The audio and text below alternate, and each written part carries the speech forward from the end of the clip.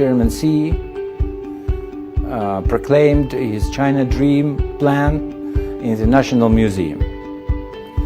At first, it was just a sketch, a very general picture of what's going to happen with China by the year 2049. Then he started to add some parts of this picture. New normal economy, Xinjiang, this fight against corruption, Ifa Zhiko. Then it was Silk Road strategy, Idailu, and the central part of the discipline in the party life. So it became a comprehensive strategy.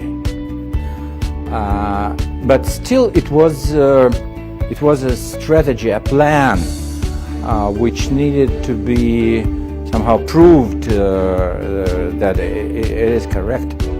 And so those 5 years passed since 2012, and the 19th Party Congress, after analyzing the achievements for those past 5 years, approved this sketch, and it became a plan.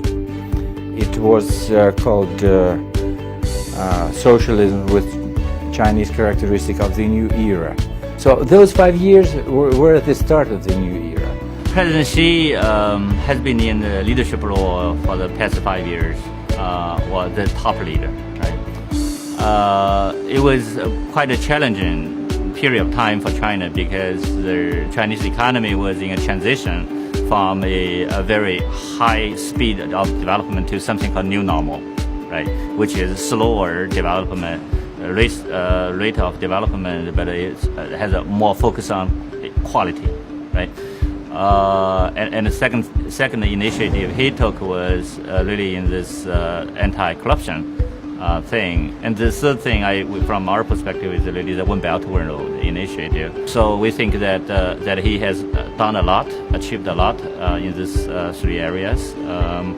The transition was not easy to new normal, but at this point, you see the Chinese economy there is no something called hard landing, right? The economy was very well still on the right track. The anti-corruption, you see that there is a major change in the government side. It's not like the Chinese government, they always try to do that, but in the past 5 years, you see this major impact. And I think it was recognized by the international society, and it really has a momentum today.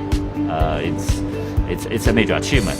So moving forward, after the 19th Party Congress, I think the leadership will be probably in a stronger position to really work on something called structural reform, because it's not just about near term, it's about long term.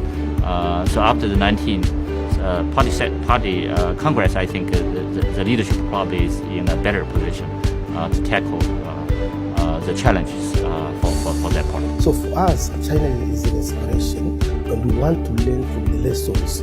How come that these countries, we are all at the same level with Africa at independence, they have been able to perform that wonderfully well. Africa, when you look at what we call infrastructure gap, is the highest in the world.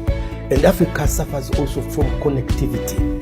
And if then you have something like a Belt and Road Initiative, definitely it would reduce some of our problem, and definitely it will go a long way ensuring that we have put in place the infrastructure in terms of road, railways, etc. So my advice is for those who are lagging behind, it's high time now they should try also to put in place a strategy of engagement with Chinese, so that at the end of the day, we can align the Chinese FDI, the Chinese aid to our development agenda, so that in a very near future we'll be able to exit from poverty, we'll be able to industrialize.